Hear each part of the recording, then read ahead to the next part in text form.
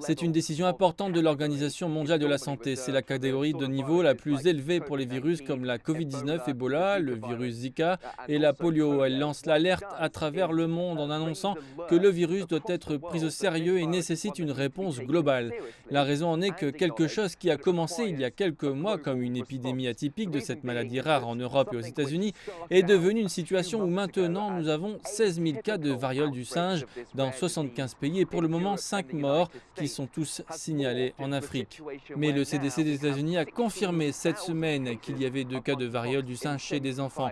La raison pour laquelle nous devons indiquer cela est qu'il est possible que l'épidémie accélère, ce qui est réellement alarmant pour l'OMS. Cela pourrait être le début d'une propagation ailleurs. L'organisation indique encore que le risque d'une épidémie mondiale reste faible, le risque que cela interfère dans les voyages internationaux de la même manière que la pandémie de coronavirus reste faible également, parce que le virus est très différent de la Covid-19. Tout d'abord, il se transmet beaucoup moins efficacement, ce n'est pas une MST, mais il se propage principalement par des services contaminés, par les fluides corporels ou par les relations sexuelles par exemple. Il est majoritairement présent dans la communauté homosexuelle, mais il est important de rappeler que les relations homosexuelles sont illégales dans de nombreux pays du monde et donc par conséquent les préjugés peuvent constituer un obstacle à l'aide.